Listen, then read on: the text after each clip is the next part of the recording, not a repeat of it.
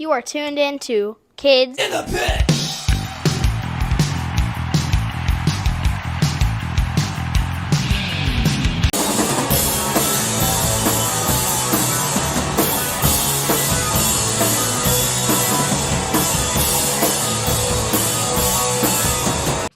Hey guys, it's Gabe from the Kids in the Pit podcast. Today I'm joined by Brandon Wallace from the band Sunstroke. Thanks for letting me interview you. Hey, no problem, buddy. Thank you for having me. Yeah.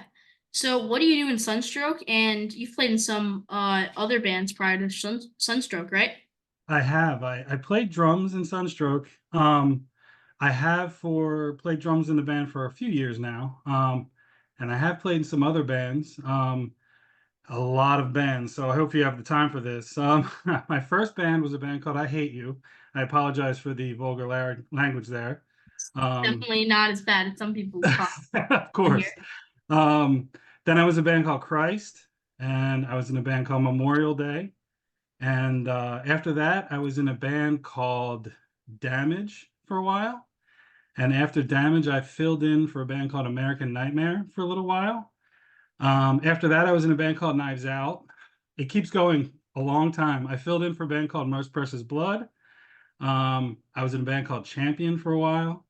And then a few bands after that. And then that brings us to now with Sunstroke. Nice. Um, yeah, my parents really love American Nightmare. My mom and dad got they got matching American Nightmare tattoos on your something anniversary, right? No, just at a show. Oh, just at a show. I thought it That's was it. for your Yeah. anniversary or something, but yeah, That they band got is like incredible. It like Sunstroke. I was a big fan of the band before I was asked to play in them, so it was a big deal, and it was pretty cool and impactful for my life. But it wasn't their schedule and stuff like that didn't kind of fit into my whole schedule at the time, so they kind of moved on. So I just ended up filling in for a couple tours and stuff like that, and it was great. It was a lot of fun. I really, I appreciate every guy that was in the band, and it was a lot of fun. So nice. Wait, so where do you live? Because you Champions from Seattle, yeah. Sunstrokes from New Jersey, I think. Mhm. American Nightmares from Boston. I probably live closer to you than all those other people. I live in just outside of Westchester in Pennsylvania. So close to Delaware. That's where you live. Sure. But yeah, it's an interesting thing having to fly 10 hours to go to practice sometimes, but that's the things you have to do. I mean, I just wanted to experience any project, any music that I could possibly do. So at one point in my life, anybody that asked me to play music with them, I would say yes. I don't care if they were in Seattle. I don't care where they were. I would do it, play music because it's fun, and you're not young forever, so you might as well just do it while you can. And I appreciate all the experience I've had doing all of these things. It was awesome, and continuing. I mean, Sunstroke, everybody in the band, they're like my best friends now, and like it's great to have that now. So it's cool. Yep. I know Sunstroke Ian from Sunstroke was in a band with my dad, called The Mhm. Dividing Line. Yeah, Yep. I think they stopped like 2018, right? Something like that. 2017. which is a shame because they stopped playing before that record came out, and that new record is incredible. I wish they played more on that record. It's amazing. Alright, I'll tell my dad you said that. Oh, I've told them, but you can reiterate. Alright, well, I'll still tell him. Yeah. Yeah, he's a drummer like you. So how many so he's been in My Turn to Win, Accident Prone, Dividing Line, and his current band, which I'm also in, called Mhm. Thought Control. And Thought Control is awesome. I love Yes, that I band is agree. Even really though I'm in good. the band, I love Thought Control. Oh, me too. The first time I heard them, I was like, this band is incredible. So congratulations. That band's awesome. Yeah, it's very fun. We didn't just we got back like a few weeks ago, 2 weeks ago or so from England, which was very, very fun. How was that? Where yeah, that was just awesome. We just got to go there for 5 days, 4 shows, and it was just like so fun, just playing every night in England. It was just What was your favorite place you played? Newcastle for sure. Newcastle was awesome. Um, Yeah, we played in Sheffield, Newcastle, Bristol, and Plymouth. The Mhm. Plymouth place was like teeny tiny. It was like a tiny basement. It was so narrow, Mhm. and like it could fit maybe like 50 people, probably not even 50 people. And it was probably the most fun ever. The smaller the venue, the better the show, I find. People going crazy. Except the thing is, it was just so hot in there. That would Oh have yeah. been probably one of the top ones. Except it was just so hot. That's that's awesome. It's cool that you get to go all over the world. You know what I mean? Play. It's so not many people get to do it, so it's really fun that you get to do it. And appreciate that you Yeah, get to do it. That's awesome. yeah, I do. Um, See, I've only played in England and the US so far, which is awesome. Like Mhm. just being able to play um Right. anywhere is awesome. Oh, it really is. I mean, and the thing is that people try so hard to go overseas, but there's so many cool things to see, so many cool cities to see in the United States alone. It's incredible. You know what I Yeah, mean? like And I think that it's overlooked a little bit. the US is like if you can like tour and it's like going to other countries almost. Oh yeah, of course. It's crazy. Like North Dakota is like a completely different just in the middle of nowhere in like Nebraska or North Dakota or something like that. It's a completely different universe compared to New York. 100%. Yeah, I mean, I spent a lot of time in the Pacific Northwest, obviously, and it's just like you said, it's a whole different country. It's a whole different experience, whole different world. Like the Yes. seasons are different, everything is different. It's just it's beautiful. It's Yeah, wonderful. I just want to like go on a tour for a few weeks and just go to like every state. I just want to hit like each one, just go boop boop boop boop boop boop boop boop. It's cool. I not to brag, but the only state I've never been in is Alaska. I've toured a city in every single state except for Alaska. So So it's you've pretty toured cool. in Hawaii then? Did one show in Hawaii at a resort. It was terrible. I was Oh. sick. I mean, you can't cancel that because it's in No, because it's in the middle of two tours. So, and we did a few shows in Puerto Rico as well. So that was pretty cool. so yes, that's American territory. So Yeah. Mm-hmm. you've played in 50 places in the US. That makes it 100%. sound like Yeah. 50 states, but it's 49 states in one territory. It's crazy. Puerto Rico was cool. I didn't need a passport, thank God, because I had lost it. So so I had to get it before we left for the next tour. Yeah, So I mean, Puerto Rico isn't like it's not even that expensive to go to. It's like mhm. I mean, there sometimes like Spirit. I know Spirit Airlines are like crappy, but if you're not bringing any gear, you can get to Puerto Rico for like $200 round trip. Yeah, that was the thing. We left most of our gear in the van in Florida. Then we flew to Puerto Rico, used like house gear, and then flew back to Florida and continued the tour. So it was kind of in the middle of a tour. So it Yeah, was and pretty interesting. it's not even that expensive. Right. Awesome. Um, so my mom and I are flying to Costa Rica to see Bane in August, which is going to be very fun. Yes. Bane's the best. You could Yeah, see they're awesome. Bane in any city and it would be the best show you've ever seen. Yeah, for sure. They're just very. They're just so energetic. They're just so amazing live. And they're the greatest people in the world. Yeah, They're like the nicest people. all of them are so nice. And so have you listened to the new album, right? I mean not Mhm. new, but from 2014. Yeah. Um uh the song Calling Hours, Mhm. Wally, what band is he in? Rotting out. Yeah. He you know how he has a part in that song? Mhm. I saw a So video of you singing that. yeah, Zach lets me sing that. That's incredible. And you sound just like him too. Yeah, like we both have like a higher kind of voice, That's like a right. higher screaming voice. Like it's not like death metal. Well, that's cool. That record's great. I think I like Give Blood a little more, but I think that's my second favorite Bane record, I think.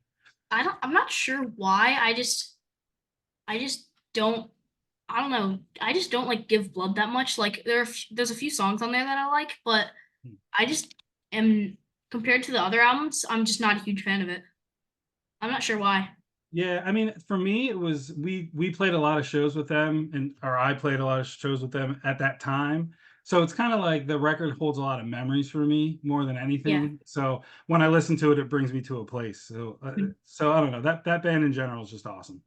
Yeah, it's like their, I mean, it'd be their biggest album, I'd say. Probably, yeah. But yeah, I don't know why I just didn't catch on to it. I really like The Note. Mhm. Like, I know it seems like kind of an underrated album. It's just really good album. Yeah. That's I haven't, to be fair, I haven't given it much of a listen. But that's not because of any other reason than it just kind of fit in a weird part of my life where it came out and I didn't really listen to it that much. But I'll go back and give it a shot if you give it an endorsement like that. So Yeah. I mean, I haven't listened to all of it, but I've listened to a bit of it, and it's just really, really good. cool. That's awesome. Yep.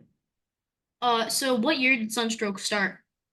They started in 2016. And again, I wasn't in the band when they started, so they were a band for a little while before I joined. They put out a couple records, and then in 2022, early 22, they had a recording scheduled, and their drummer couldn't do it, and they asked me if I wanted to at least just do the recording, and I said, sure, I do it. And then while we were practicing the song, they were just like, "Do you just want to do the band?" And I was like, "Sure, I'll do it." I had nothing going on, so it was a blessing in disguise. So it was awesome. Nice. I mean, yeah, you guys, Sunstrokes played some shows with Thought Control, right? Yeah, I actually played with them, with you, them, in Asbury Park. So it was Yeah. awesome. I was So stoked to play. I wasn't in the band yet. I joined in like I think I joined in like maybe, so I think it was in August I filled in on bass Mhm. because the bassist couldn't make it. But then yeah, that was Sick of It All and Life of Agony. Um and then I joined on guitar because the bassist could make it. So then we had three guitarists for a little bit. Um Mhm. and then we like, yeah, we had three guitarists, then one of them quit. So now there are two guitarists, and then now I play bass because me and the bassist swapped. That's awesome. So you just play bass now? Yeah. Oh, okay, cool. Yeah, I think you guys were gonna play a show with us in like, I think it was December 29th in Mhm.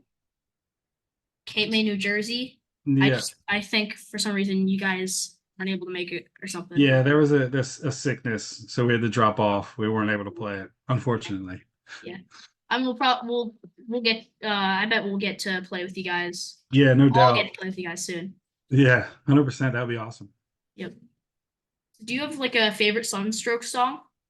Sunstroke? My personal favorite Sunstroke song is a song called "Complaint Department."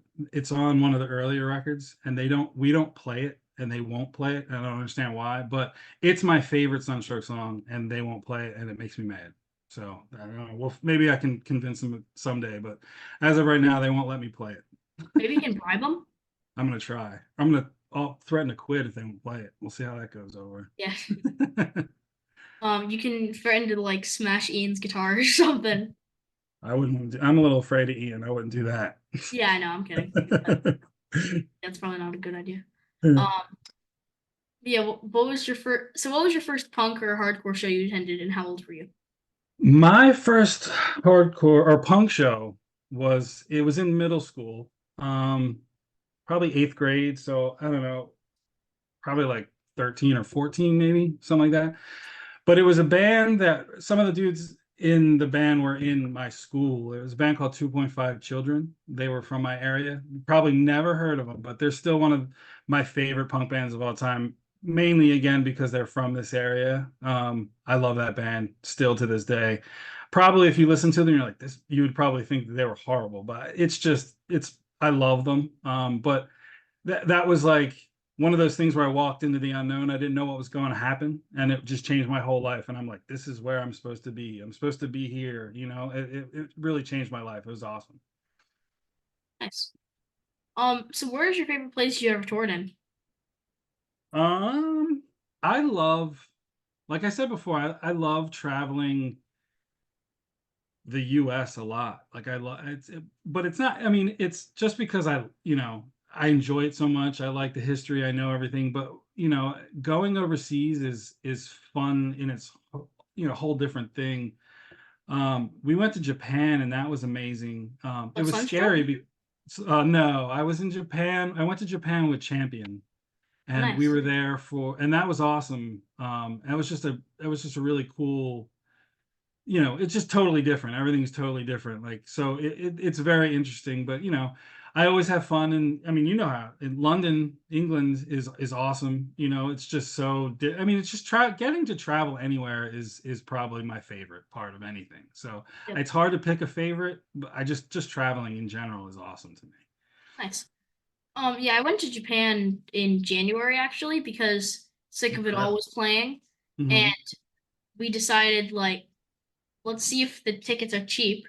We found some round trip for like $700, Mhm. and it was like we were just like, yeah, it's so cheap, we have to do it. That's amazing. That's really cool. Yeah, And 700 what? what? No, go Seven ahead, sorry. hundred $700 like round trip is just so cheap to go across the Pacific Ocean. You can't beat it. That plane ride was a big deal, huh? That was a tough Yeah. ride. Well, so it was from we flew from LA to Japan because it was way cheaper if we just flew from Baltimore. Mhm. Yeah, we flew from Baltimore to LA and then LA to Japan. And we got to LA for free because I think it was like $100 or $200 to get there on Spirit, and we had a ton of Spirit points. So That's awesome. we just used those. Yeah, it was 10 hours, which was not very fun, and 6 hours, 5 or 6 hours from Baltimore to LA. So that was like, and I think we had like a 10-hour layover the first time, and we had to just chill in the airport. It's a killer. And you travel all that way to have to look at Craig. Unbelievable. Um, but yeah, so those like moving sidewalks in the airports? Mhm. So, what I did, like right next to, we just like, my mom just went to sleep at our gate, and there were moving sidewalks like right in front of it. So I just Mhm. kept going on them over and over and over again. You got to do what you can to kill time. I mean, I some of probably, those airports are a killer. I probably did it about like 500 times. Well, at least you're having fun. I just find a corner to sleep in with a 10-hour layover. Yeah. I mean, sometimes like, uh, sometimes I would just like, so let's say the moving sidewalk was moving you this way, I would go against it because there's no one on it and who cares? Yeah. And I would just like have to like run on it, and it was really fun. Incredible. That's awesome. Yeah. Like a hamster. Oh yeah, I was like a hamster on a hamster wheel, except it's not infinite. That's funny. It was very awesome. So, what was your favorite movie when you were my age? So what, you're 12, right? Yeah. Is that what you are? So that would put me, I guess, in 1988 would be when I was 12. So I was 100% horror movie, 100% of the time. So it'd be like, Nice. Yeah, I love horror it would movies be so much. stuff like I loved even like Beetlejuice and They Live and like any of the trauma movies, like the Class of Nukem High or any of that stuff. I loved any of that stuff. But like my favorite movie, I distinctly remember my favorite movie being Night of the Living Dead Part Two. That was like my favorite thing because there were punks in it. That's Did why I I was really excited. did I watch that? Okay, wait, what am I thinking of? Am I thinking of Evil Dead? Maybe. Wait, have people where have I heard that? The Night of the Living Dead. Return of the Living Dead Part Two. If you Okay. haven't seen that movie, you're gonna skip the show tonight and you're gonna watch that movie instead because it's the greatest horror movie of all time. Yeah. We'll watch it after the show. All right. I'll take that. I'll take that. Yep. Even though it'll be like It's gonna be a long night.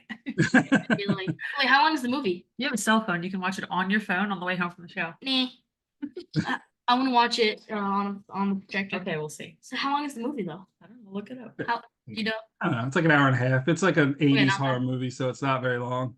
Yep. So if you could travel to the past or to the future without risk of dying or messing anything up, what year would you travel to? I would. This is a loaded question because there's a I love history, so there's a lot of things I would like to see. But one thing that would be cool is I'd like to go back and witness kind of the end of World War II, see like kind of the world celebrating, like an achievement, an achievement in terms of like, there was a lot of personal gain from the end of that war, and I would like to see that. I mean, selfishly, my grandfather fought in World War II, so it was a big deal to me. But like off the top of my head, I think that's probably what I would like to see. Just kind of witness the world exhale a little bit, and like kind of it just seems like it would be like kind of a time to be alive almost. Yeah. This would be kind of scary. Like during the war, it would be very, very scary to Horrifying. Yeah, you have no idea which way it's gonna go, and like, like is my country gonna be taken over? right. And there's such horrible things at stake with that war. You know what I mean? If we didn't, if the Allies didn't win, just horrible things were gonna happen. So it was kind of like to be able to see the end and try and help all those people, that just seems like something that to just be able to witness would seem to be something that would be nice to see. It would be kind of relieving. Like it'd be really scary. Like, is my country gonna be taken over? Is there a nuke that's gonna be dropped? Like, it's not Yeah. Well, we scary. unfortunately we instigated that, but yeah, there's a lot of things going on in there. There's a lot of worries, a lot of things, a lot of young people doing a lot of scary things at the time. Yeah. No, thank you. So, if you could tell your 12-year-old self anything at all, what would you tell him? I would like to tell myself that nothing you're concerned about is really that important. Like everything kind of passes, everything finds its level. Don't get too worked up about things that don't really matter. Just kind of live life every single day. I feel like you guys, your family is doing the same thing. You're living life every single day, and that's a pretty important thing to do. That's a pretty important thing to teach, and You it's gotta, awesome. Like your parents are awesome people for what they do with you guys. You know what I mean? You travel all over the place, you play music, you do all this type of stuff, and they're teaching you to live life, and that's awesome. I appreciate that. And I feel like that's probably something I would like to go back and tell myself, that just live life, just do it. Go for it. yep. Yeah, my parents are cool. They're awesome. They're They great. let me Yeah. do all this stuff, and it's very, very fun. It's amazing. Like I don't know any other 11-year-old kid or 12-year-old kid that gets to experience the entirety of life like you get to. You know what I mean? That's amazing. I think it's awesome. I think what your parents do is an amazing thing. Yeah. Sorry, I'm not laughing at you. I'm laughing at the cat being a goober. That's all right. I mean, you can laugh all you want. Hi, Kitty. There. Hello, There's a Kitty. cat. I You feel wanna my grab a eyes hat? starting to itch right now. Yep, she's just chilling. I will. Anything to add before we wrap it up? Not really. It was a lot of fun. I really appreciate the time. I appreciate the patience that your mom has in me trying to set this thing up. Just trying to get it all done. I appreciate it. So thank you for having me. Thank you for interviewing me. Thank you for being a fun conversation. So Yeah, no problem. Well, so thanks to Brandon for joining me today, and thanks to all of you for watching or listening. Please subscribe to my YouTube channel and follow me on Spotify and other streaming platforms. Until next week, bye. Bye.